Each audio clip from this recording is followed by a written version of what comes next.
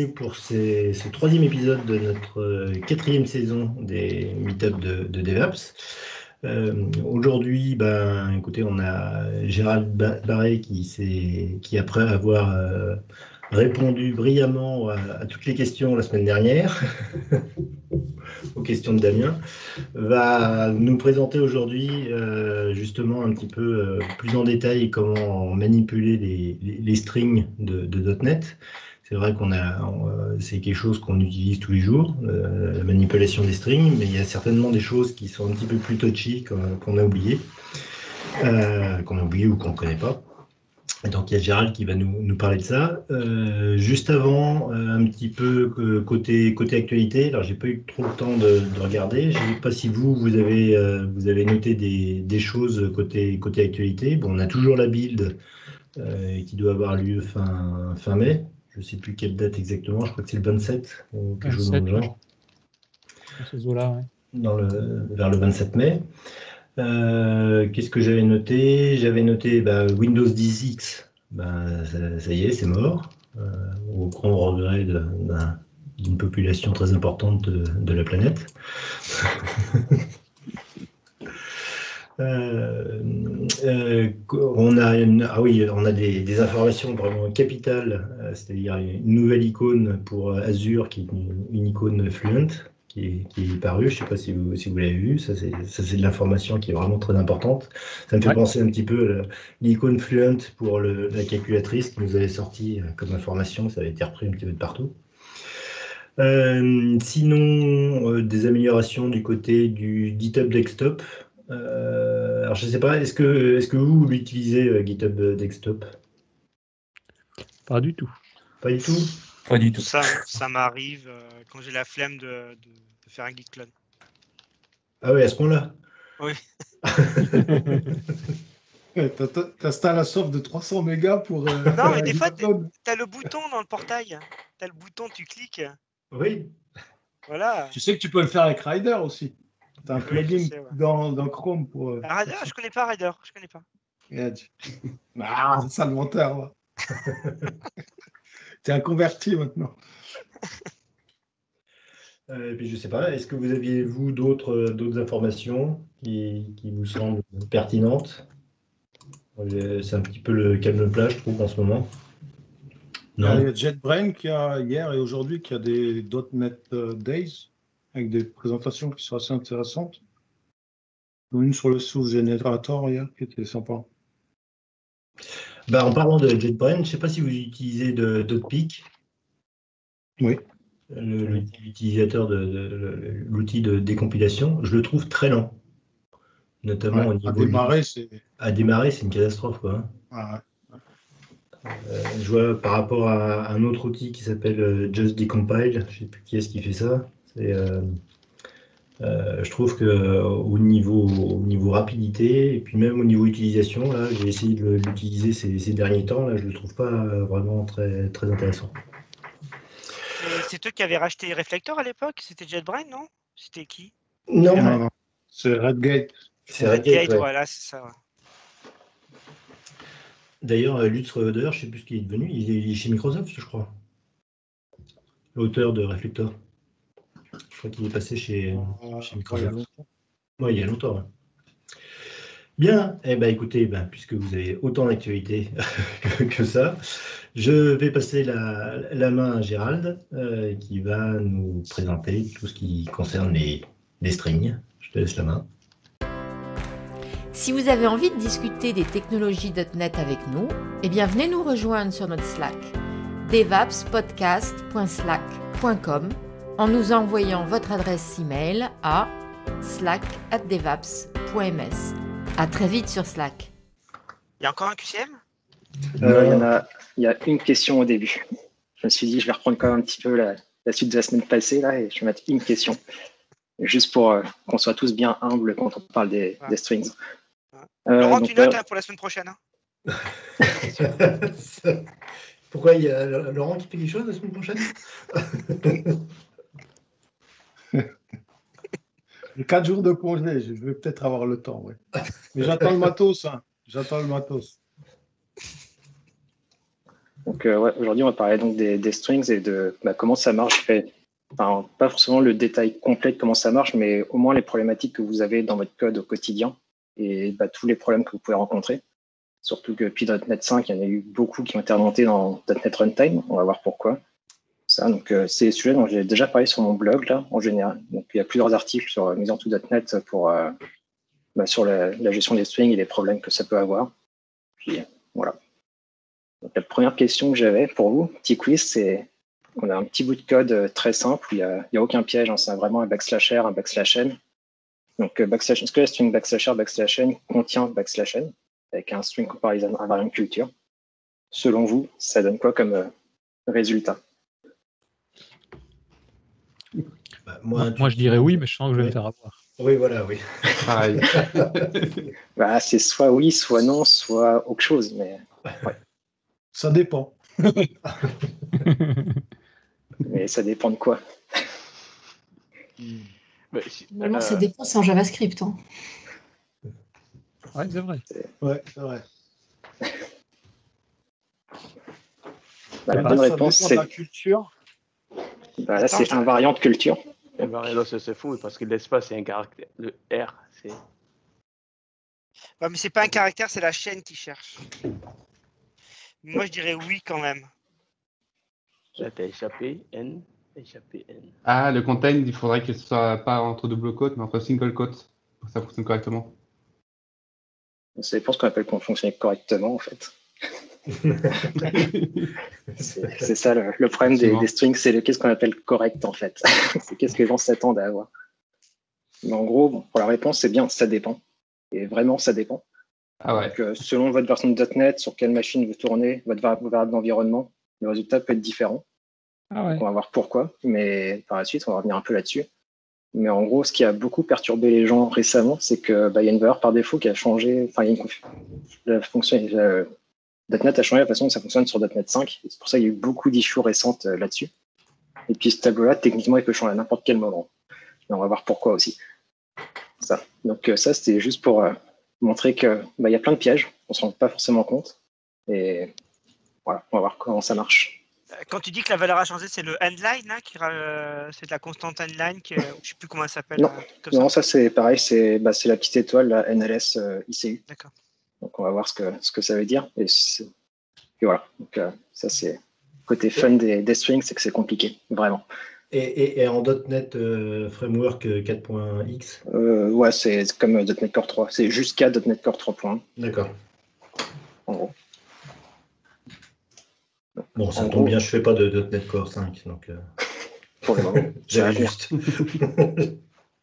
Donc en gros, quand on parle des strings, on va parler de chaînes de caractères. Donc, on va devoir définir ce que c'est un caractère et comprendre ce que c'est. Donc pour ça, en gros, faut se renseigner sur ce que c'est Unicode. Donc Unicode, une de leurs tâches à Unicode, si c'est plus large que les responsabilités d'Unicode sont plus larges que ce qu'on va voir dans cette présentation-là, mais une de leurs tâches, c'est de lister tous les caractères qui existent. Il y en a beaucoup. Donc en gros, si vous allez sur le site d'Unicode, unicode.org, vous allez trouver la table de voilà le caractère et voilà le code associé. Puis en plus, ils ont un petit nom pour chaque caractère qui est toujours très lisible. Ça dépend des caractères. Mais en gros, c'est ça. Donc chaque caractère a un code, a un numéro qui est aujourd'hui un int32. Au tout début de Unicode, c'est un int16. C'est pour ça qu'il y a quand même quelques reliquats, même dans .NET, sur qu'est-ce qu'on appelle Unicode et les confusions avec l'UTF-16 notamment. Donc c'est ça. Donc là, on peut voir par exemple le caractère A minuscule, c'est le code 61. Le E accent aigu, il y a aussi un code, etc. Donc tous les caractères ont un code. Et si vous allez, il y a des centaines de milliers de caractères qui sont définis dans Unicode. Ça. Donc ça, c'est ce que c'est un caractère. Donc il y a plusieurs façons de représenter les mêmes caractères. Donc en gros, une des problématiques d'Unicode, c'est qu'il y a énormément de caractères et représenter chaque caractère individuellement, c'est vrai qu'il y a beaucoup trop de caractères.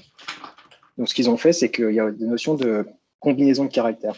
C'est-à-dire quand on va combiner plusieurs caractères les uns à la suite des autres, en fait, dans le stockage, il va vraiment y avoir plusieurs caractères. Par contre, lorsque l'utilisateur va voir, ils vont potentiellement être combinés en un seul caractère. C'est ce qu'on appelle les grapheme clusters. Donc, par exemple, si on prend le cas du E accent aigu, donc on a vu justement, il y avait un caractère qui existe réellement, qui est le E1, là, on peut voir. Mais il y a d'autres façons de le représenter. Donc, on peut dire que c'est le caractère E suivi du combining acute accent. Donc là, quand on va rendre visuellement, ce caractère-là ressemble exactement à celui au E accent aigu, mais techniquement, c'est une autre façon de représenter la même chose. Et puis les emojis ont vraiment apporté ça, poussé ça à un niveau bien plus loin, où là, on combine, pour les emojis, souvent on va combiner le symbole homme-femme avec un métier, avec d'autres choses, etc. Et donc, souvent les emojis, ça va combiner de 1 à 11 ou plus caractères, en fait. Ça, c'est les GraphM Clusters. Donc, juste avant, vous voyez sur le E accent, juste aussi un truc, si vous avez des questions, n'hésitez pas à m'interrompre, hein, il n'y a pas de problème. Donc, il y a aussi, comme j'ai dit avant, il y a le E accent aigu et qu'on peut représenter de plusieurs façons. Donc, ça, c'est ce qu'on appelle les normalisations. Donc, il y a plusieurs formes de normalisation. Les deux principales, c'est la forme C et D. Donc, la forme C, donc, on peut dire canonique, qui va regrouper tous les. Par exemple, si on dit qu'un E accent aigu, c'est un E suivi du combining acute accent, quand on va normaliser ça en forme canonique, il va recombiner les deux caractères, il va combiner les deux caractères et sortir juste le caractère E accent aigu. Et on a la forme D qui va expander la chaîne de caractères au complet et donc séparer les caractères. Donc on va passer du E accent aigu au E suivi du combining acute accent. On va avoir des usages après de ça. C'est pas très fréquent, mais des fois c'est utile. J'ai une fonction comme ça en .NET que je copie-colle de projet en projet qui vire les accents. Remove diacritics, ouais, on va la voir après, je vais expliquer comment elle marche. Ah ouais. Justement, c'est à peu près le seul cas que je connais où c'est vraiment utile. Ça. Et pour complexifier le tout, il y a une notion d'encoding. En gros, l'encoding, c'est, si on veut, c'est une fonction de compression. Donc, comme j'ai dit, un caractère, c'est un int32. Sauf que on n'a pas forcément envie de stocker un int par caractère. Donc pour ça, il y a différents encodings qui existent qui vont essayer de stocker les caractères de façon plus compacte. Donc pour ça, on va avoir l'UTF-8 qui va stocker les caractères de 1 à 4 bytes, l'UTF-16 de 2 ou 4 bytes, et l'UTF-32 toujours sur 4 bytes. Donc selon les caractères que vous allez utiliser, certains encodings vont être plus intéressants que d'autres. Donc sur des caractères latins, par exemple, l'UTF-8 est très optimal. Que la majorité de vos caractères vont être représentés sur 1 byte. Par contre, si vous travaillez avec des caractères chinois, c'est peut-être moins clair que l'UTF-8 est pertinent. Peut-être l'UTF-16 va apporter un meilleur taux de compression. Puis juste pour la terminologie, de temps en temps, vous entendrez parler de surrogate. Donc ça, c'est en UTF-16, quand un caractère Unicode est représenté sur 4 bytes. Les deux premiers bytes, c'est ce qu'on appelle le high surrogate. Les deux derniers, c'est le low surrogate. Donc, si on entend pas surrogate, en fait, c'est juste que le caractère Unicode est représenté sur 4 bytes en UTF-16. Je ne crois pas qu'il y ait cette notion-là sur un UTF-8, en termes de terminologie. Ça.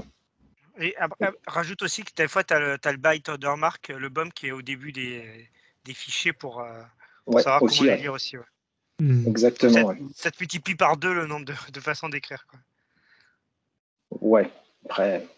Le BOM est en train de disparaître petit à petit. Là. Tout le monde est en train de normaliser vers du TF8 sans BOM. D'accord. On verra si c'est vraiment ça l'avenir ou pas. Mais j'ai l'impression que c'est pas. Le BOM, c'est que pour le fichier, c'est pas par caractère, c'est une seule fois. Ouais, c'est par le fichier. Au fichier, les premiers bytes de ton fichier qui vont. Vous regardez dans la doc, c'est expliqué exactement à quoi ressemble le premier byte. Enfin, si vous êtes en UTF-8, voilà la séquence de début. En UTF-16, voilà la séquence. En UTF-32, voilà la séquence. C'est entre 2 et 4 bytes de mémoire à lire. Ça. Si vous êtes intéressé sur le détail de comment ça marche UTF-8, UTF-16, c'est juste des fonctions mathématiques très très basiques. Elles sont expliquées dans la doc. C'est vraiment 2 lignes de code à chaque fois. Là. Très très très très très simple. Et donc on peut voir différents caractères en dessous que je vous ai mis avec leur représentation. Par exemple le A majuscule qui est donc le caractère 41. Quand UTF-16 va se représenter sur 2 bytes, 0041. En UTF-8, on est capable de représenter sur un seul byte. Donc là, on voit, par exemple, en UTF-8, c'est plus intéressant. Le E accent aigu va se représenter aussi sur 2 bytes en UTF-16 et sur 2 en UTF-8. Par contre, le symbole de signe féminin va être représenté sur 2 bytes en UTF-16, mais 3 en UTF-8. Donc là, on peut voir que, par exemple, sur les symboles moins fréquents, l'UTF-8 peut être moins intéressant que le UTF-16. Et pour les emojis, en général, ça va souvent être sur 4 bytes, quel que soit l'encoding. Donc, L'encoding, c'est vraiment un choix en général. Les gens vont vers du TF8 parce que c'est ce qui est le plus commun, mais ça dépend à quel jeu de caractère vous travaillez le plus fréquemment. Donc tout ça, c'était les concepts de base. Donc, comment ça se map en .NET? Donc, quand on parle de caractères Unicode, donc les Unicode Scalar Value, ça se map dans un système.run. Les code.point UTF-16, donc le code.point UTF-16, c'est vraiment quand on dit que c'est représenté sur 2 4 bytes, un caractère, ça va représenter un système.char. Ici, va représenter un des 2 code points qu'on va avoir. Donc, si on a un Unicode Scalar Value, un caractère Unicode qui doit être représenté sur 4 bytes en UTF-16, on va avoir besoin de 2 chars pour le représenter. C'est ça les string info, ça va nous servir à avoir les informations sur les combinaisons de caractères. Est-ce que l'utilisateur voit vraiment à la fin, les GraphM clusters. Et le type string, qui lui, en gros, pour schématiser, c'est un tableau de caractères et c'est immutable. On ne peut pas modifier une string qu'on a créée. On va toujours en créer une nouvelle dès qu'on fait des opérations dessus. Est-ce que ça va jusque-là?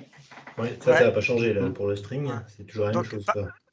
Donc, ça veut dire que si je dois faire des opérations sur la chaîne avec des caractères qui ne sont pas habituels, en fait, il faudrait que je fasse un tableau de runes, finalement.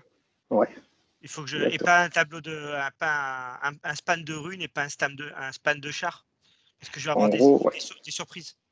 Ouais, c'est ça. Si tu as des surrogates, et sur les opérations que tu fais, si tu as des surrogates dans ta string, tu vas avoir des problèmes. Ouais. Par exemple, si tu essaies de mettre en majuscule un caractère qui n'est pas complet, parce que c'est un surrogate, ça ne va pas fonctionner. J'ai déjà eu ça, c'est l'enfer. Ouais. C'est l'exemple qu'on va voir un petit peu après. Donc, par exemple, un des cas typiques, c'est comment est-ce qu'on compte le nombre de caractères dans une string. Donc, on a plusieurs façons de faire. La première, c'est on prend une string. Donc là, c'est un emoji avec une belle famille, 2 parents, 2 enfants. Donc, si on demande juste la longueur de la chaîne de caractères, en .NET, c'est 11. Pourquoi? Parce qu'en fait, on va avoir le premier caractère, donc un emoji de type famille, ça se reprend comment? C'est un homme suivi d'un caractère de jointure, suivi d'une femme, suivi d'un caractère de jointure, suivi d'une fille, suivi d'un caractère de jointure, suivi d'un garçon, et c'est bon. Enfin, pour cet emoji-là, en tout cas. Après, chacun représente la famille comme il veut. En 2021, je ne vais pas lancer de polémique sur le sujet. Et donc, le caractère homme, c'est représenté par le caractère... là, on voit bien que j'ai mis entre parenthèses les surrogates. Donc, le caractère homme, c'est les 2 premiers. Donc, il se reprend sur 4 bytes. D8, 3D, DC, 68. Ensuite, on a le caractère jointure, suivi du caractère femme qui est aussi un surrogate sur 4 bytes, etc. Donc ça, c'est quand on travaille vraiment avec les systèmes. Donc là, ça mesure le nombre de code.point UTF-16 qu'on a dans la string. Parce que dans .NET, les strings sont toujours en UTF-16, comme on a pu le voir. Ce qui est très confusant, parce que dans .NET, on parle souvent d'Unicode. Mais quand on parle d'Unicode en .NET, en fait, c'est de l'UTF-16. Quand vous faites encoding.unicode, c'est de l'UTF-16. Faire attention à ce petit détail-là. L'autre façon de compter, donc, ça va être de passer par les runes, cette fois.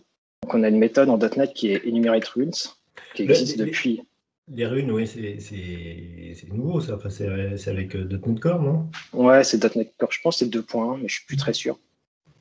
Si c'est pas disponible, vous êtes obligé de faire manuellement la même logique que enumerate_runes, qui va en fait prendre tous les caractères et faire char.is_high_surrogate et faire cette logique-là vous-même, ce qui est vraiment pas agréable à faire et qu'on n'a vraiment pas envie de faire. Donc le enumerate_runes, c'est vraiment pratique pour ça. Donc ici, si on compte le nombre de runes, en fait, on va avoir les mêmes infos qu'avant, sauf que cette fois, ce qui est entre parenthèses, c'est il nous a extrait le caractère Unicode qui correspond à la représentation UTF-16 qu'on avait au-dessus. Donc cette fois, on n'a plus que 7. On a les différents caractères et les différents emojis de personnages, plus les caractères de jointure entre chaque caractère. Et la dernière façon de compter, c'est ce que l'utilisateur voit. Parce que nous, quand on voit ça, on dit qu'il y a un caractère. En tant qu'humain, en tout cas, c'est ce qu'on se dit. Et donc là, si on compte le nombre de GraphM clusters, donc là, avec le type string info, là, on va pouvoir avoir le nombre de GraphM. Alors, sachant que là, j'ai mis 1, mais en fait, il y a un bug enfin, c'est pas vraiment un bug, mais jusqu'à .NET Core 3.1, il implémente une ancienne spec d'Unicode qui ne marche pas bien pour les emojis. Donc, si vous testez pas ça en .NET 5, c'est possible que vous n'ayez pas 1, mais 7 aussi. Voilà, petit détail. Mais par contre, quand vous avez un site comme Twitter qui limite le nombre de caractères que vous avez le droit d'écrire, bah, choisissez bien quelle façon de compter vous voulez. Mais en général, d'un point de vue utilisateur, ce n'est pas les deux premières. C'est vrai, j'ai dit jamais à la tête. Ouais. C'est ça, mais ça, c'est un truc que Twitter a justement changé à un moment, c'est comment ils comptaient leurs caractères, parce qu'au début, c'était sur la première façon de faire, et pour les utilisateurs, bah, ils ne comprennent pas, clairement, à raison. Et le rapport avec les code pages tout ça. C'est encore autre chose, mais code page, en gros, c'est aussi un mapping entre des chiffres, en gros, et puis un caractère visible. C'est juste qu'avant, comme il n'y avait pas Unicode, ils avaient un autre truc pour le gérer, quoi. Ok, ouais, c'est comme Unicode, mais moins global. C'est ça. Okay. Quand tu avais les systèmes limités comme avant. Donc, ce qu'on essaye d'éviter en plus. Ça marche. Donc là, c'est un autre exemple d'utilisation des runes. Alors, j'appelle la méthode toTitleCase, même c'est pas vraiment un toTitleCase. Là. Le but, c'est juste de mettre le premier caractère en majuscule sur une string. Donc, la première ligne, donc si elle est vide ou nulle, ben, on skip, on retourne direct. Mais la première ligne, la première vraie ligne, le rune.decode from UTF-16. Donc celle-là, c'est une méthode qui est très pratique. C'est vous passez une string, puis il va vous sortir le premier caractère complet au sens Unicode, la première rune qu'il trouve. Donc c'est ça, donc il va nous sortir, on voit en paramètre out, on a la rune, et un deuxième paramètre out qui nous dit combien de caractères au sens .NET, donc le system.char, il a consommé. Donc soit 1, soit 2, s'il a réussi à lire une rune. Et donc ça renvoie un résultat qui est un operation status.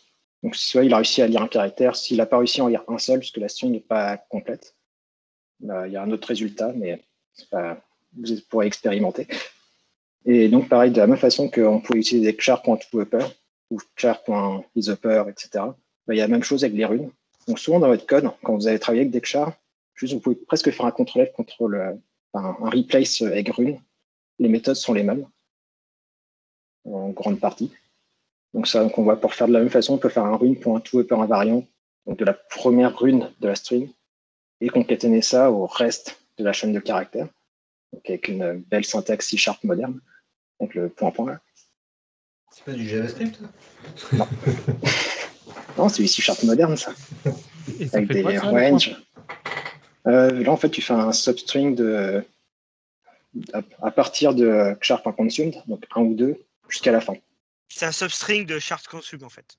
Ouais, mais dans les slides, c'est plus court. C'est l'avantage des nouvelles syntaxes, c'est que tout le monde ne les comprend pas, mais dans les slides, c'est beaucoup plus court. Ouais. Mais ça fait des slices, par contre. Ça fait pas des Ça fait un substring. Non, ça n'utilise pas les spans là-dessus. Si tu veux que ça fasse un slice avec les spans, tu es obligé de faire un str as-span. D'accord. Okay. Là, quand c'est une string, c'est par défaut, ça utilise le substring. Donc ça crée une nouvelle string ici. Donc ça c'est une utilisation des runes qu'on peut avoir. Donc on a vu, tu vois, avant il y avait le enumerate runes, puis là on extrait manuellement les runes dans celui-là. D'accord. Les runes, ça se convertit directement par défaut en chaîne en fait. Ouais, si tu fais un toString dessus, ça renvoie la string qui correspond à ton caractère. D'accord. Et sur l'émoticône précédent, ça donnait quoi, ça?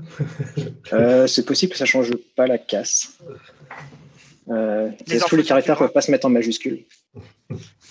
Mais oui, peut-être que les enfants ont grandi, ouais. Ça fait pas de grand-père, oui. Ils sont ados maintenant, et puis... Mais uniquement le deuxième. Mais ouais, si vous voulez vous convaincre que cette fonction-là, si vous aviez travaillé avec des caractères, elle ne marche pas. Vous pouvez utiliser des alphabets pas courants, donc pas des alphabets latins, mais par exemple des alphabets type osage ou autres, qui ne sont pas les alphabets courants du tout, on s'entend, mais qui existent. C'est pas le seul. Il y en a 4-5, je crois, qui posent problème quand on travaille avec des chars, parce qu'ils utilisent des surrogates. Donc c'est sûr que c'est pas votre quotidien en général, mais on ne sait jamais ce que les gens vont saisir dans des formulaires ou autres. faut pas oublier que juste des fois un champ first name, last name, bah, si c'est quelqu'un qui vit pas en France et qui a un nom pas courant, bah, pour nous, bah, peut-être que vous allez quand même vous retrouver avec des caractères à traiter qui rentrent pas qui fit pas bien avec des chars. Donc la fonction dont on parlait avant, le remove diacritics, qui permet de supprimer les accents des chaînes de caractères. Par exemple, quand on a quand on veut avoir par exemple, des fois certains l'utilisent pour faire des recherches dans des textes, pour dire bah, si l'utilisateur dit cherche Toto, bah, on va d'abord supprimer, pas forcément Toto, mais un mot avec des accents. On va d'abord supprimer les accents pour avoir plus de matchs pertinents. Donc, une des façons de faire pour ça, ça va être de, premièrement, prendre la chaîne qu'on veut, la normaliser en forme D. Donc, la forme D, ce qu'on avait dit au début, c'est que c'est la forme expand D, donc qui va vraiment séparer les caractères. Bon, si on prend le cas du E accent aigu, qui va séparer le E de l'accent. On va se retrouver avec 2 caractères dans la string, qui va être un petit peu plus longue. Et ensuite, on va parcourir toutes les runes de cette string-là. Pareil, je pense que dans ce cas-là, on pourrait travailler avec des chars, c'est safe, mais je ne suis pas bien sûr. Donc, dans le doute, on tente avec des runes. Et un truc que Unicode fournit aussi, c'est des catégories. Donc, chaque caractère est associé à une catégorie. Donc, vous pouvez regarder l'énumération Unicode catégorie pour voir tout ce qu'il y a. Il y en a quand même un certain nombre. Donc, il faut savoir, par exemple, si c'est un nombre, une lettre, quelque chose comme ça.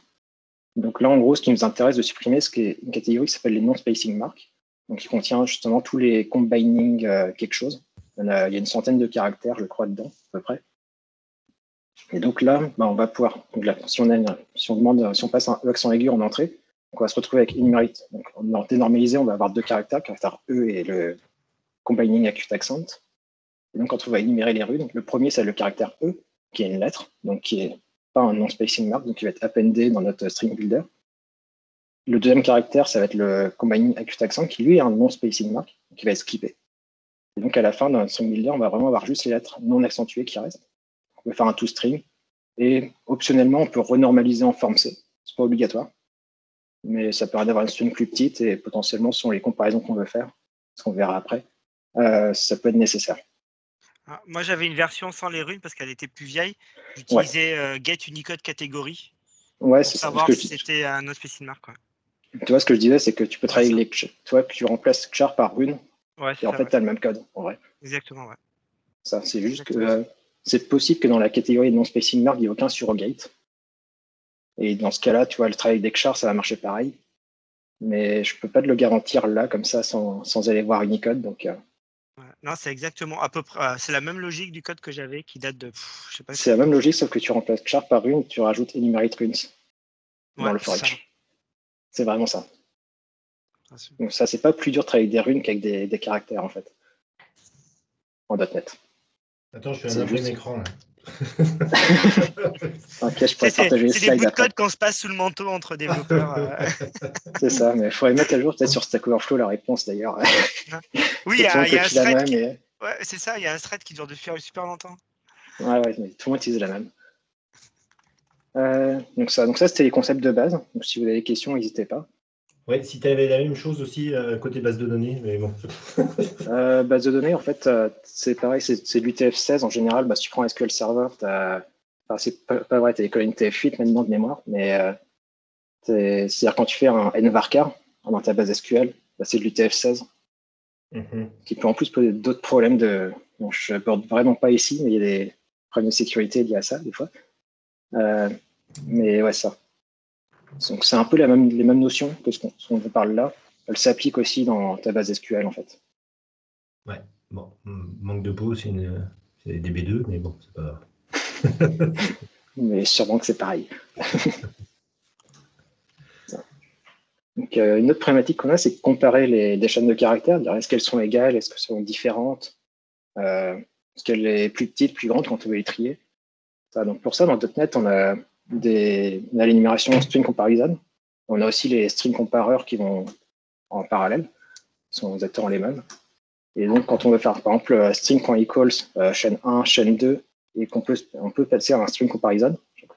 Et donc là, quand on regarde l'énum, il y a plusieurs valeurs possibles. On va avoir ordinal in your case, avoir une culture in your case, current culture in your case. Ça, en général, les gens ne comprennent pas trop ce que ça veut dire. Donc, j'ai plein d'exemples pour montrer ce que ça veut dire. Ça va être pratique. Donc, spoiler alert, 99% du temps, ce que vous voulez, c'est les deux premiers. Les autres en dessous, vous pouvez presque les oublier. Ça.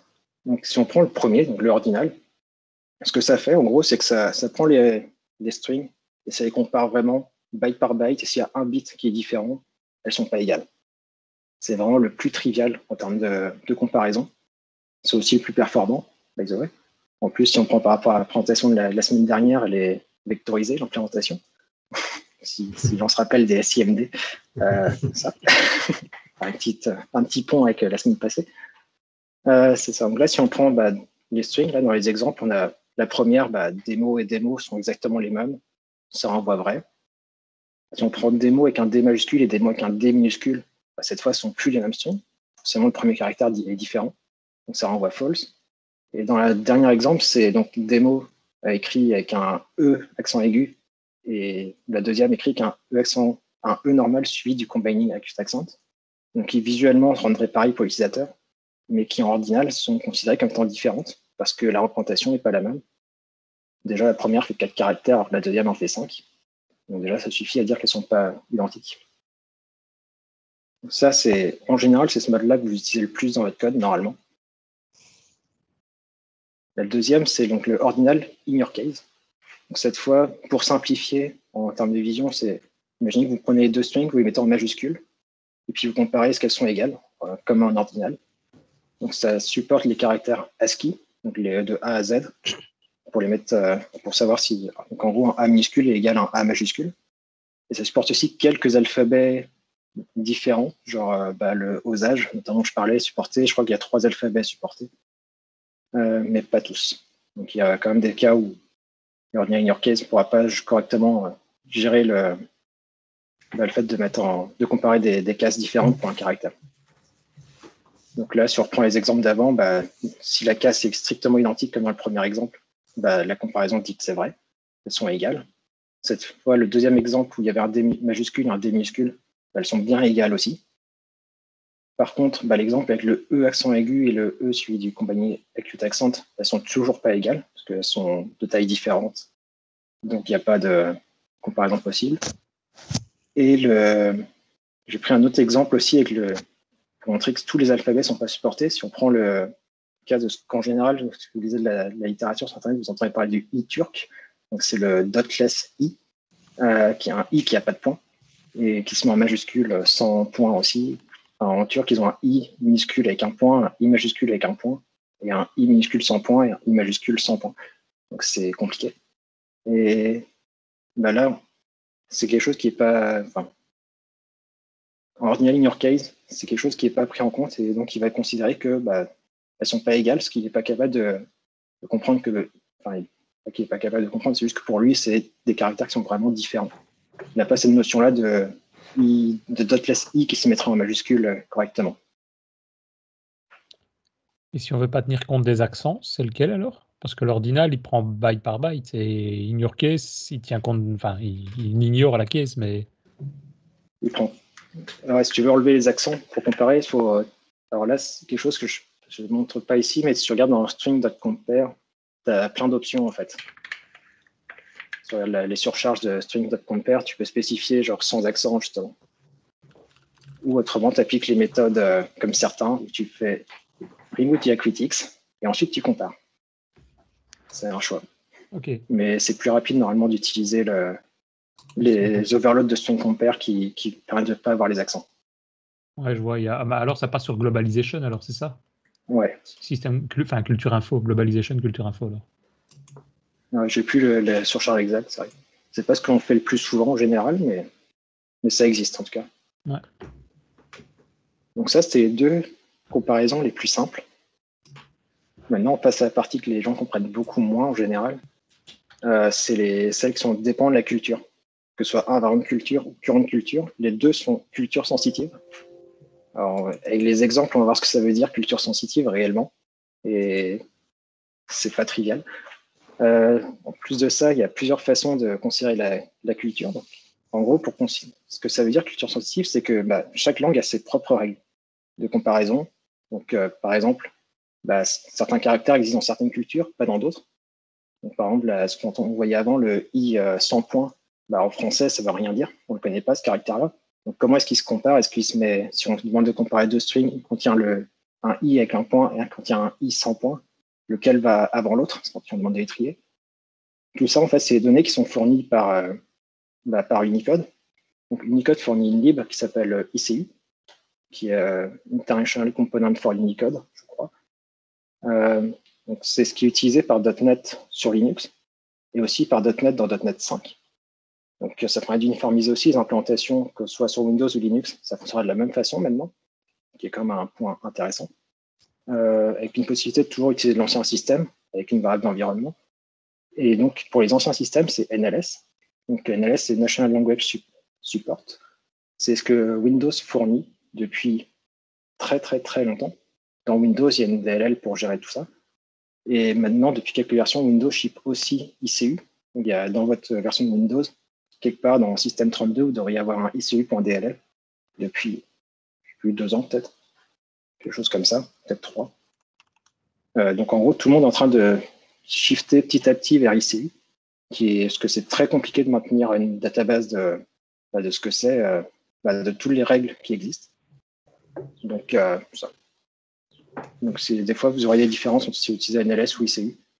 Pas la même chose. Et donc, ces données-là peuvent être mises à jour. Si vous mettez à jour votre Windows, vous pouvez mettre une nouvelle version de ICU ou de NLS dedans. Ou si vous utilisez un .NET Update, vous passez de .NET Core 3.1 à .NET 5, vous changez votre système sur Windows. Et depuis .NET 5, on peut aussi fournir une version locale, donc app spécifique, ça permet de fixer la version de ICU que vous voulez utiliser. Donc, si vous ne voulez pas être dépendant des updates, vous avez moyen. C'est un peu plus compliqué de déployer, mais ça existe. Donc, rapidement, des exemples concrets de ce que ça veut dire être culture sensitive. C'est-à-dire, par exemple, à gauche, là, on a encyclopédia, mais avec un A et un E collés, donc c'est un seul caractère. Est-ce que ça contient le caractère, la string A suivi de E, donc 2 caractères ici. En ordinal, non, forcément, c'est des caractères différents. Par contre, si vous demandez avec culture sensitive, là, il va être capable de considérer que c'est le même caractère. On va voir les mêmes choses, par exemple, avec ce qu'on disait avec le I 100 points ou le I avec des points. Par exemple, en ENUS, c'est une notion qui n'existe pas. Donc, il va pouvoir donner un résultat. Il va donner, par exemple, là, il dit que le premier est true, le deuxième est false. Par contre, si vous mettez en une culture qui comprend ce caractère-là, ça fait du sens dans cette culture-là, en turc, pour le coup, là, vous avez un résultat inversé. Voilà. Donc, selon comment qui utilise votre système, que ce soit un utilisateur qui soit en Amérique ou un utilisateur en Turquie, vous n'avez pas les mêmes comparaisons. Il y a des cultures très fancy, genre th.eth.8, qui est une culture sur Linux, où le point n'existe pas. Ce caractère-là n'existe pas. En fait, ils ne savent pas ce que ça veut dire. Quand on pose des questions, genre est-ce que test commence par un point? Oui. Quand vous cherchez une extension de fichier, par exemple, je ne choisissais pas current culture, de manière générale. Je choisissais plutôt ordinal. Ça vous évitera ce genre de problème. Pareil pour l'index of, 12.4, on se dirait, il devrait trouver ça à la position 2. Il le trouve à la position 0. Donc, have fun avec ça. D'ailleurs, il n'y a pas eu un breaking change sur index of dans .NET 5? Non. Techniquement, il n'y a pas eu de breaking change. Mais en fait, là où tu as eu un breaking change, c'est qu'ils sont passés de NLS à ICU et que ces données-là ont changé, en fait. Okay. Donc, selon ce que je disais, maintenir les bases de données, ce que ça veut dire la globalisation, c'est extrêmement compliqué. Et un peu de politique, d'ailleurs. Donc, c'est pas simple. Et du fait, il y a des différences entre ce que Windows faisait et ce que Unicode fait dans certains cas. Pas tous, mais c'est pour ça que tu peux avoir des changements de comportement quand tu es passé à .NET 5. Et il y a eu beaucoup d'issues de créés, en fait. Je pense qu'il y a une vingtaine ou une trentaine d'issues qui ont été créées pour des gens qui pensent avoir des bugs, mais qui sont juste, en fait, utiliser une culture courante, enfin une culture courante ou invariante, utiliser ordinal dans leur cas. C'est ce que je vois, j'ai fait des recherches du fait sur Stack Overflow, c'est ça. Là, c'était des retours chariot, mais c'est pareil. Ouais. Ils cherchaient des trucs qui renvoient à 0, d'autres ils renvoient -1, en fait, alors que le code, c'est le même. Exactement. Ok. En fait, c'est pas un bug, c'est une fonctionnalité, quoi. C'est les gens qui ne comprennent pas ce qu'ils font, en fait. Mais tu verras, j'ai un petit truc. C'est ce que tu dis à dire à tes clients. Mais tu verras pourquoi les gens font cette erreur-là, en fait, je vais le présenter après. C'est ce que c'est. Les gens ne suivent pas les bonnes recommandations, mais ça, c'est. comme d'hab. Mais j'ai l'impression que Richard Perl, lui, quand tu fais un string compare, il te met quand tu mets rien, il te propose un invariant culture in your case. Donc j'imagine que c'est pas forcément le meilleur choix à proposer, quoi. Non, en général, ce que je dis, 99% des cas, vous choisissez ordinal ou ordinal in your case. C'est rare que vous fassiez autre chose. C'est vraiment des cas spécifiques où vous affichez les données à l'utilisateur, quoi. Okay. Donc, je ne sais pas si on a le temps de passer sur tous les exemples ou si on va passer rapidement, mais là, parmi il y a le cas du digraph. Donc, en hongrois, le caractère DZ, c'est un seul caractère en fait qui est collé. Un peu comme on pouvait voir le AE avant dans l'encyclopédia. Bah, ici, c'est la même notion. Ce qui fait quand on demande est-ce que la première string contient un Z, non, c'est pas le caractère Z ne fait pas partie de la string, ni le caractère D. En fait, il n'y a qu'un seul caractère qui existe, c'est le DZ. Donc c'est pour ça que le troisième cas, par contre, lui renvoie true. Et par contre, si on se sépare, si la première string ne contient pas DZ, mais juste D ou Z, là, pareil, ça compare correctement. Donc ça peut faire partie des petites subtilités selon les langages. Autre subtilité, ce qu'on disait avec les /n, /r au tout début, ou ce que tu disais juste avant. Ouais, c'est ça, exactement. Ouais. Là, c'est un peu plus subtil. C'est qu'en fait, si on rentre dans le détail, ça permet de couper la string au milieu. C'est-à-dire que c'est un caractère qui est considéré insécable. Mais ça n'est pas comme le digraph d'avant, c'est vraiment deux caractères, mais considérés insécables. C'est-à-dire que tu es obligé de matcher du début de la séquence jusqu'à la fin. C'est pour ça que /r, /n ne contient pas /n en current culture. Parce que tu es obligé de commencer à partir de /r à matcher. Donc ça contient /r, /n. Ça contient /r. Ça contient pas /n. C'est un peu plus subtil que les nombres d'avant. Mais encore une fois, si vous utilisez de l'ordinal pour ce genre de choses, ce que vous devriez faire, il n'y a aucun problème. Mais ça a causé beaucoup de gens qui ont remonté les issues pour ce cas-là spécifiquement. Parce que c'est pas trivial. Pareil, il y avait une issue que j'avais vue récemment que je trouvais marrante, je sais pas ce que c'est d'ailleurs cette culture-là exactement. Mais en gros, des caractères qu'on pourrait utiliser, on se pourrait dire il n'y a aucun problème. /étoile, start with --. Forcément, ça commence pas par ça. Si vous utilisez NLS, oui. Par contre, ICU, c'est pas vrai. Voilà, tu vois, donc il y a des différences qu'on peut trouver entre les deux. Mais il n'y a pas besoin d'avoir des caractères. On pourrait se dire, c'est vraiment pour les caractères de A à Z, dans l'alphabet courant, mais non, c'est vraiment n'importe quel caractère. Quand on utilise une mauvaise comparaison, on peut arriver à n'importe quoi. Je vais pas dormir de la nuit, moi. Ah, mais ouais. C'est passé ma soirée à revoir tous mes bases de code. Hein. Ouais, vraiment, faites attention. Ouais. C'est pareil. J'en ai déjà corrigé une. T'inquiète, je vais te montrer après comment corriger tout d'un coup, rapidement. Donc là, pareil, les caractères allemands, là, le S7, qui est équivalent à 2S, juste comme ça. Ça impacte aussi les comparaisons, savoir comment vous demandez à trier une liste. Qu'est-ce qui passe en premier? Donc en ordinal, comme ça prend la valeur, le int qui correspond à votre caractère, les majuscules sont avant en ASCII, en Unicode aussi, en fait. Donc les majuscules sont d'abord, ça trie d'abord les majuscules, puis les minuscules, puis les caractères bizarres à droite. Mais c'est pas vrai selon les cultures que vous choisissez. Donc ça peut impacter ça. Donc ça dépend ce que vous voulez en faire. Si vous voulez afficher une liste à l'utilisateur, utiliser sa culture courante, ça peut faire du sens pour justement qu'il arrive à avoir un ordre qui s'attend à avoir lui, et pas un ordre qui pourrait lui sembler bizarre. Pareil, il faut choisir ce qui est le plus adapté à votre cas. Contexte. C'est comme les collations, quoi. Exactement, c'est la même notion. C'est une bonne comparaison. Ouais. Pour si on parle des bases de données. Si on parle des collations qui sont au niveau des DB, c'est les mêmes codes. Tu parlais des différences ici qui ont changé. Si on fait des comparaisons après avec des données qu'on récupère d'une base de données, il faut voir comment ça se map l'un à l'autre. Parce que s'ils utilisent les mêmes données de comparaison en dessous, oui, ça pareil. S'ils n'utilisent pas les mêmes choses, si tu vois, s'ils utilisent NLS versus ICU pour comparer des choses, tu peux avoir des différences. Il faut bien voir ce qui est fait. Ce qu'est le serveur. Puis là, ils ont choisi la façon compliquée en fait de gérer les choses. Historiquement, ça date de .NET 1. Au lieu de faire les choses simples, ils ont fait bien compliqué. C'est-à-dire que toutes les méthodes n'ont pas le même mode de comparaison par défaut. C'est-à-dire que si on prend là Encyclopédia Context ou Encyclopédia Indexof, on peut avoir des résultats potentiellement différents, parce que Contains va utiliser le mode ordinal, IndexOf va utiliser current culture. Donc avec ça c'est la source de tous les bugs quasiment qu'on retrouve dans les gens qui disent tiens, j'ai eu un breaking change, pourquoi?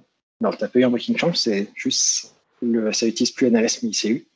Du fait que les données ont changé, du fait que tu te rends compte que tu as un problème. Mais juste la bonne façon de faire, c'est de forcer le mode qu'on utilise. Toujours. Donc ça, il y a des méthodes comme ça. Ça se Même en aussi, .NET 5. Ça n'a pas changé avec non, .NET 5. Il faut spécifier toujours. Il y a une raison pour laquelle c'est différent entre les deux, de base? Ouais, techniquement, ce qu'ils essayent de justifier, mais ça ne se justifie pas vraiment. Mais c'est parce qu'il y a des méthodes qui sont plus utilisées pour les UI que d'autres, normalement. Là, pour ces deux-là, je ne comprends pas. Mais c'est ça. C'est normalement la raison de ce qu'ils ont dit.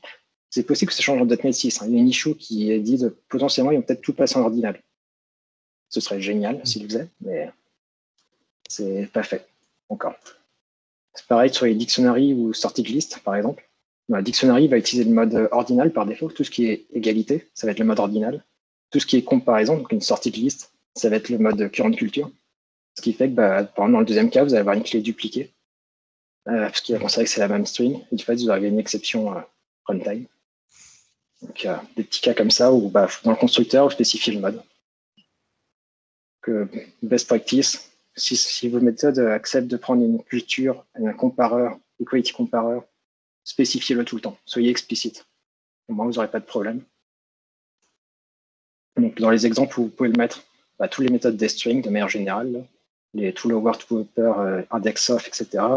Dans les méthodes de LINQ, par exemple, contains, distinct, groupby et d'autres. Dans les constructeurs de H7 dictionary de manière générale. Donc, on appelle getHashcode. Vous pouvez spécifier quel mode vous voulez. Donc ça, c'est dans les best practices. Puis clairement, juste activer ces analyseurs, en fait. Roslyn les analyseurs Roslyn qui sont ça très bien. Donc il y a l'analyseur que Microsoft fournit, qui est activable maintenant directement via une propriété dans votre CS Proj. Ou vous pouvez aller avec Mission to Analyzer, un peu de self-promo, qui remonte quelques cas en plus, qui peuvent être parfois problématiques que les analyseurs fournis par MS ne remontent pas. Moi, je force un peu plus à être encore plus explicite dans certains cas que eux. Mais commencez déjà, mettez Enable Net Analyzers dans votre CS Proj, puis vous verrez, dès que vous faites un string polycall, ça veut dire spécifier un string comparison. Alors, on fait les dictionnaries, il va vous dire mettez le type, etc. Donc comme ça va vous flaguer tous vos cas d'usage, vous avez oublié de spécifier le mode de comparaison. Donc il n'y a plus qu'à les fixer. J'ai peur d'ajouter ça dans le projet. Ouais, je sais pas comment le faire, c'est pas une case à cocher, donc j'y arriverai pas. C'est une case à cocher maintenant dans les propriétés. Pas de chance, plus d'excuses. Mais franchement, le Enable Net Analyzer, ça devrait être dans tous les projets. Vraiment. J'aimerais bien qu'ils le mettent en mode par défaut. Ça flague vraiment beaucoup de cas d'erreurs potentielles comme ça, sans être non plus trop intrusif en remontant beaucoup de faux positifs. C'est vraiment des cas qui sont vraiment sûrs de faut fixer quelque chose, quoi. Donc, n'hésitez pas à l'activer. Il y a un autre cas plus rapide, mais qui pose problème, c'est le parsing et le formatting des strings. Donc, quand on fait un toString, par exemple sur un nombre, sur une date ou autre, en gros, là, pareil, dans les données de localisation, que ce soit ICU ou NLS, vous allez retrouver tous les différents formats. Comment on formate une date en français, en anglais, enfin en français d'ailleurs, mais en France, au Canada, en Amérique ou autre. Vous aurez toutes ces choses-là. Pareil sur les nombres, commencer par des listes avec des virgules, des points-virgules ou autre. C'est vrai que la culture invariante est utile, parce qu'elle, au lieu de se baser sur les données qui sont fournies dans ICU ou autre, sont hard-codées dans le code de .NET. Il dit le symbole de monnaie, c'est tel symbole. Le format d'une date, c'est tel format, etc. C'est hard-codé, donc ça ne pourra pas changer, c'est en mode invariant. Hop. Donc, il faut faire attention. En fait, le problème avec le formatting, c'est qu'il y a énormément de méthodes qui prennent le format de la current culture par défaut, sans que vous en rendiez compte. Si vous faites un string format, vous faites une concaténation aussi, si vous faites une string plus un nombre, culture courante, tout ce qui est interpolation, etc. Même des stringbuilder.happen. Ça, il y a eu un bug très récemment dans Roslyn à cause du stringbuilder.happen qui ajoute un nombre, qui formate le nombre avec la culture courante. En fait, il n'y a pas de problème avec tous les nombres positifs. Par contre, le symbole du signe moins est lié à votre culture. Et c'est un problème parce qu'il y a, selon les cultures, il y a plusieurs signes moins qui existent. On a le premier, par exemple, qui est notre cas, mais le deuxième qui est dans les cultures, il y a plusieurs cultures qui l'utilisent, notamment dans les pays nordiques, en Suède de mémoire ou en Norvège. Ils ont un signe moins qui est un peu plus long et qui a un autre caractère. Et Roslyn avait un refactoring dans lequel il remplaçait dans les string formats, quand on mettait genre du padding, il y avait une façon de le faire et puis il suggérait d'une autre façon. Quand tu avais un nombre négatif, il réécrivait, mais avec pas le bon signe moins, ça pétait au runtime. Voilà. Donc, essayez de toujours utiliser les cultures invariants quand il n'y a pas besoin de l'afficher en utilisateur. C'est pour ce cas dans un fichier ou autre, culture invariant. Vous évitez les problèmes. Moi, dans mes codebases, en général, j'ai des méthodes d'extension toString invariant pour quasiment tous les types, que ce soit les int, les décimales ou autres. Comme ça, au moins, ça m'évite de trop écrire de code. C'est pas plus dur de l'ajouter, quoi. Pareil sur tout ce qui est parsing, hein, int.parse, date.parse, etc. Spécifier les cultures, la bonne culture sur votre use case. Rapidement, en conclusion, je ne sais pas si j'ai des bonus après au besoin, s'il y a le temps, mais utiliser les... Ouais. Avec ton sucre syntaxique, là, avec le dollar ouais, comment est-ce que là, tu peux spécifier une culture? Ouais, en fait, tu peux faire... tu fais value, virgule, et tu mets culture direct, je crois, non? Non, ça c'est pour le format. Tu peux mettre le format comme ça, mais sinon tu peux faire, en fait... comment ça marche déjà? C'est formatable string t'as un variant où tu peux mettre une culture aussi. Et puis là, donc, le premier argument de cette fonction-là, c'est ton interpolation. Il y a quelque chose comme ça. J'ai un article sur le sujet, je pourrais le linker à la fin. Je pourrais l'envoyer à Richard qui le partagera comme il faut. Super, merci. Donc, rapidement, en conclusion, utilisez les runes à la place des chars quand vous ne savez pas ce que vous traitez comme caractère. Forcez tout le temps un string comparison, string comparer, sachant que 99% du temps, ça va être ordinal inner case. Pour tout ce qui est persister des données à variant de culture. Current culture, c'est, à part pour acheter un utilisateur quelque chose, je vois pas trop l'usage. Puis le problème, c'est toutes les méthodes qui font des current culture par défaut, sans que vous vous rendiez compte. Ça va faire attention aussi. Et celles-là ne sont pas flaguées en général par les analyzers aujourd'hui. Donc ça, c'est le point de danger un peu. Vous aimez DevApps? Alors venez nous soutenir en vous rendant sur tipeee.com/devaps et laissez-nous un petit tip. Merci d'avance pour votre participation.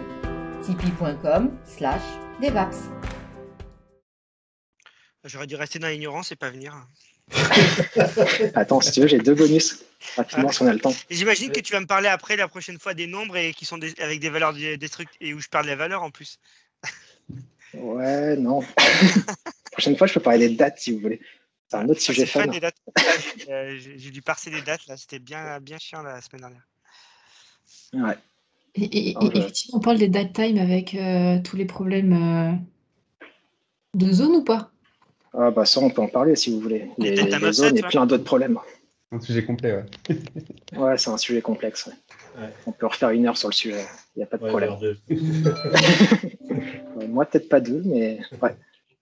Un autre problème qu'on voit régulièrement dans les codebases aussi, c'est les regex. Les gens utilisent souvent des \d, par exemple, pour dire un nombre. Mais juste pour info, ces 2 regex-là sont vraiment pas du tout identiques. La première match 10 caractères, de 0 à 9. La deuxième match à peu près 700 caractères de mémoire, entre 600 et 700. Parce qu'en fait, ça utilise tout. Quand je vous parlais des Unicode catégories au début, en gros, c'est la catégorie number qui va être matchée. Et number, ça va être tous les nombres qu'on connaît, là, donc 0 à 9, mais aussi dans d'autres cultures. Alors, ça va être des versions wide, donc des nombres un peu plus larges, des nombres doublés. Il y a plein de nombres différents. Et donc, le moins dont tu parlais, je suppose qu'il se retrouve dans celui du bas et passe. Ah, mais non, il n'y a pas de moins dans celui du dessus, de toute façon. Il n'y a pas de moins dans celui du dessus, mais c'est peut-être pas intérêt qu'ils soient en celui d'en dessous. Et parce qu'une façon d'avoir la même chose que personne ne fait, c'est de passer en mode ECMAScript. Mais j'ai jamais vu ça dans une seule codebase dans laquelle j'ai contribué. Ça change de façon de parser, ça revient en mode JavaScript qui, lui, considère \d comme étant 0.9, parce qu'ils ne connaissent pas Unicode. Et ça, Ça, en c'est- .NET, ça existe aussi, ça? Parce Le que c'est avec mode ECMAScript, ECMAScript, c'est du ouais. JavaScript, mais donc Ouais, mais ça existe en aussi .NET. Ah ouais. Justement, c'est une option de ta regex que tu peux spécifier, mais personne ne la spécifie. Donc, en général, moi, je conseille plutôt de mettre 0, 9 quand on veut vraiment être explicite, dire c'est un chiffre de 0 à 9. Et au moins, vous n'avez pas de problème et c'est clair. C'est con, je fais toujours l'inverse, moi. Justement. Après, si tu acceptes de matcher beaucoup plus de caractères, pas de problème là. Bah, non, je savais même pas qu'ils existaient, moi, les 700 autres, donc... C'est ça. Bah, voilà, c'est un petit piège courant. Et dernier point, depuis .NET, je pense que c'est 3 points, mais je peux me tromper. Il y a un nouveau mode qui a été rajouté, qui est le mode invariant, qui s'active via le CSproj ou via un fichier config à côté de votre exe, qui en gros dit que toutes les cultures disparaissent, il n'y a plus de notion de culture. Si vous demandez get culture FRFR, ça n'existe plus, tout va être en invariant tout le temps. Et ça change aussi le comportement du ordinary in your case qui considère que l'ASCII cette fois et qui ne considère plus les cultures d'autres alphabets ou autres. Donc, des fois, quand vous ne voulez pas vous embêter du tout avec les cultures, bah, ça peut être intéressant. Puis ça permet de réduire la taille de l'exécutable qu'on ship aussi. Donc, c'est un truc qui existe. Je n'ai pas vu utiliser pour le moment, mais ça il y existe. a Air France qui l'utilise pour la vérification des mots de passe. Okay. C'est bizarre. Le mot de passe, c'est un autre sujet dont on peut parler. La culture ne devrait pas être importante.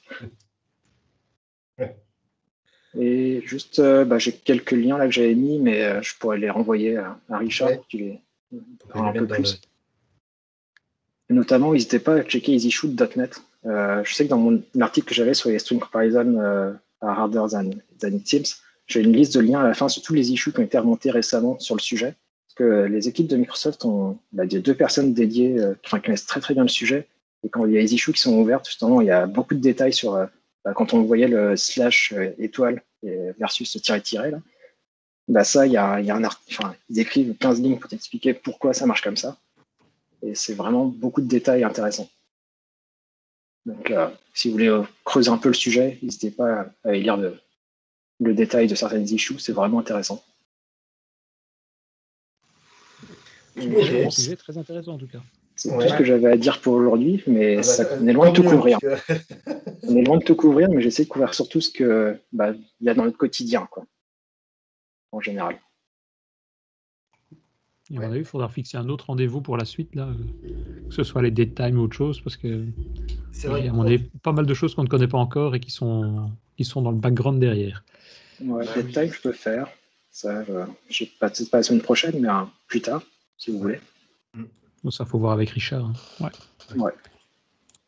Ouais, non, mais tout ce qui est aussi les décimales, quand tu fais un décimal point parse, avec ton number info, enfin je sais plus comment ça s'appelle là, peut-être quoi t'amuser aussi avec ce genre de choses. Pareil, décimal point parse, culture invariant quand il faut.